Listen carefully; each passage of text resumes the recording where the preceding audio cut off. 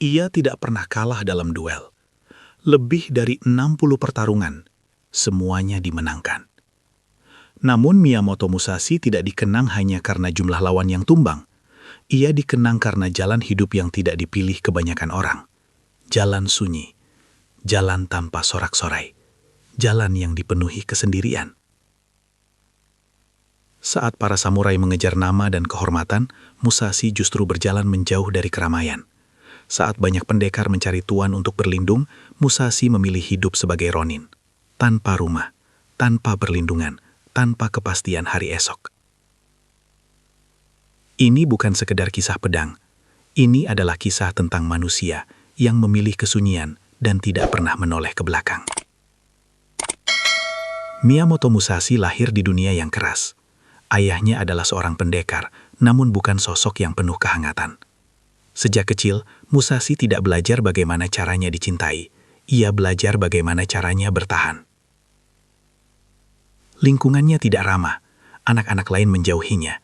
Orang dewasa memandangnya dengan curiga. Ia tumbuh sebagai anak yang liar, kasar, dan sulit dikendalikan. Namun dari situlah kekuatan itu mulai terbentuk.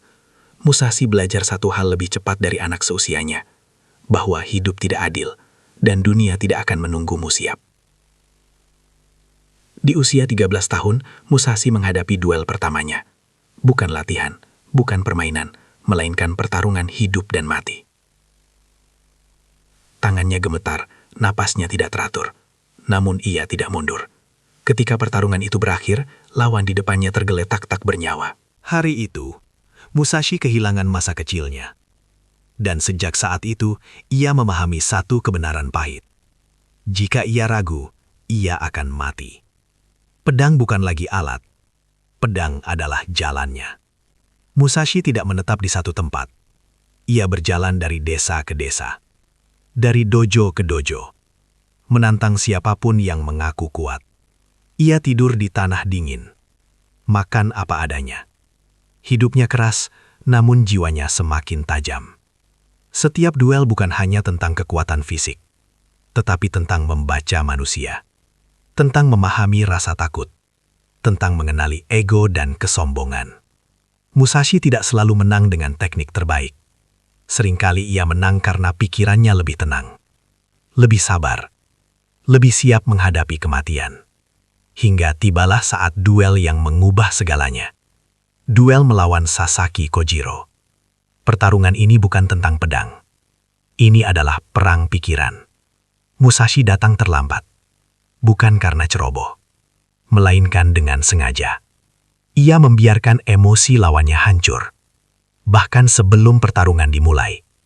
Ketika serangan dilancarkan, segalanya telah berakhir. Satu ayunan. Satu kemenangan.